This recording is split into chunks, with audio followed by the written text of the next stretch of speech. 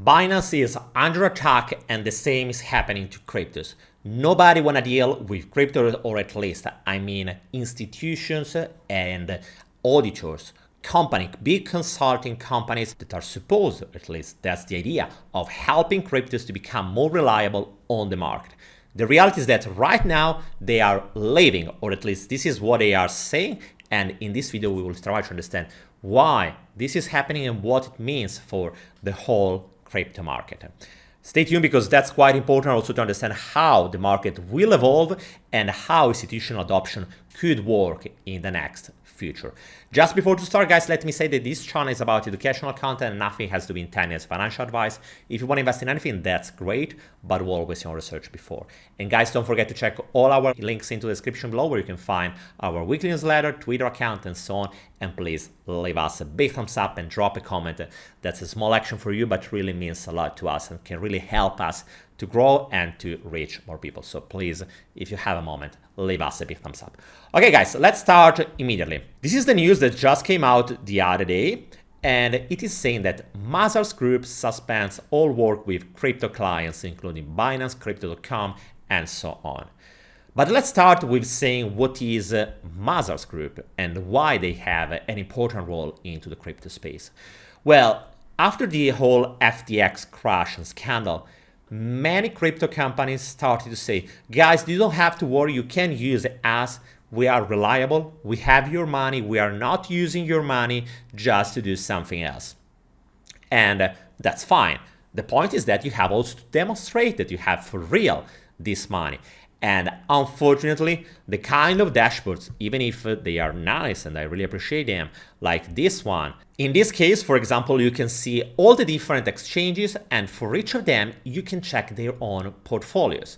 If you click on View, you will have the opportunity to go in, and you will see that right now, this Binance wallet, or at least the bundle of the different wallets that are connected to Binance, is owning around $53 billion. The point is that, is it good or is it bad? Because this number alone, it doesn't mean anything. The point is that if we as users have deposited into Binance around 70 billion, just holding 53 billion is not enough. If us as users deposited into Binance around 59 billion, having 53 billion, that's really cool. And going a step forward, the point, and that's the reason why we're looking for companies like Mazars. The other point is that, okay, maybe Binance has our money, but the point is, what is the health of Binance as a company? Do they have liabilities? Do they have some bad debt? What is the current situation of their numbers? Because if Binance fails, it doesn't matter if they have our money. The reality is that our money will come into the whole story of Binance, and maybe we will receive anyway just a small amount of our money, or maybe we can receive also the full amount, but just after a long time. That's the reason players like Mazars Group started to offer auditing services to companies including Binance, Crypto.com, and so on.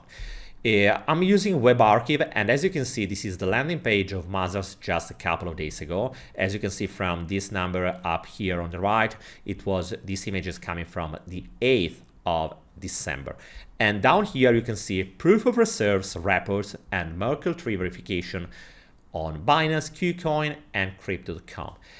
I'm using WebArchive for the simple reason that right now, if you go to veritas.mazars.com, you will not find anymore this landing page.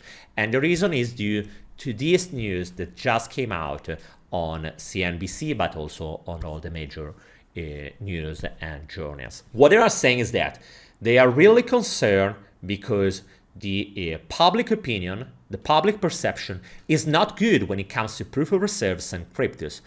Why? Mainly because even if they are certifying, they didn't have the opportunity to really dig into the different reports and numbers, documents of Binance and the different companies. What Mazars was doing is simply certifying that the kind of methodology used by Binance or KuCoin or whoever it was to say, guys, we have this kind of cryptos. And these are the deposits from our users. This was what the Mazars task was. It wasn't anything else. They weren't really able to dig into the company like it's happening on Coinbase, that is the only crypto company audited by one of the big consultancy firms. When it comes to all the others, they don't have any kind of real audit, or at least not from one of the big fours. And this is something that has been also pointed on CZ, asking CZ, okay man, you are saying that you have the money, but why you are not giving the task to a big four, so one of the big consultancy firms, to check your numbers to see if you are in a good health or not? And he said, unfortunately we can't, because when it comes to evaluating a crypto company, big corporations are missing the tools to do that. And from one point of view, this is true, because it's true that big corporations are not having the tools, the knowledge to evaluate the business of a crypto company. On the other side, it's quite concerning that Binance and no other crypto company is having any kind of audit, and they haven't been able, at least until now, to find a solution in it. And seeing Mazars Group, that was one of the few companies that were doing it, just stepping back, it is a real bad sign. And again, the main reason why they were stepping back is simply because they are saying, guys, the kind of perception around this topic is so bad that I'm risking my own reputation. Even if I'm not one of the big fours, I'm not a big consultancy company, I still care. And obviously that's pretty normal. Each company really cares about its own reputation. And I care about it. And the perception right now is pretty bad. And I'm certifying something that I can't really go much deeper. Yes, I know that I'm simply saying that I have checked that the methodology that you have been used to for your proof of reserves and Merkle tree, that's what I have said. But the reality is that if something bad is happening to Binance, like what happened to FTX, and Binance is failing, the reality is that everyone will point the finger on Mazars Group saying, guys, why did you certify something while the situation of Binance or any other crypto company was so bad? Again, I'm not saying that the situation of Binance or any other player is so bad. I'm simply saying that is what is worrying Mazars Group, and that's the reason why they are stepping back. They are saying, if anything like that will happen, everyone will point the finger on us, because it's not a matter what we have done, it's much more a matter what is the perception. And the average perception is an audit, it doesn't matter how it is done. And the point, unfortunately, is that right now, crypto companies are not having tools. And that's the biggest problem probably that we will need to solve in the next future, because that's also what institutions are requiring. If you want an institution to enter into this market, what is necessary for them is having tools and something that looks like to them reliable. Something that in the moment when a government is asking them why they are using something, they can say, okay, we are using it because it's reliable, because it's compliant, so on. This is something that actually it is missing. And after the FTX bubble and explosion, this kind of topic is becoming hot and hotter every day. And that's the reason why the last couple of days we have seen this kind of correction. It doesn't mean that this news will crash the market. I don't think so, personally speaking. But it is showing us how crypto companies are weak. And they are still missing the tools to say, guys, we are here to stay, because we are solid companies.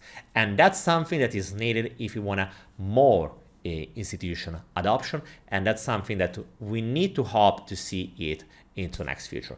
Guys, let me know what do you think about this topic, because I know that it's quite complex to understand why companies like Mazars Group have done something like this, so proof of reserve, so this kind of reports, and after they are stepping back. It is something, there is something behind, there is something that is shady. The answer is that we don't know. We only know that it looks like that it's just a perception problem, because obviously I don't know if you ever tried to work into the crypto space. I can tell you from my side that I have been working into this space, and I can tell you most of the times when you are talking with an institution and so on, they are treating you like you are doing something bad for the only reason that you are doing cryptos. And even if everything is clear, everything is documented, the reality is that institution governments are still not knowing how to deal with this topic. And that's the reason why we are having not yet enough companies, meaning consultancy companies, that are able to jump into the market and give it the kind of reliability that we would need in order to succeed in the next future. I truly hope that this will come soon. Guys, let me know what you think about it into the comment section below, and I will see you soon with another video. Bye, guys.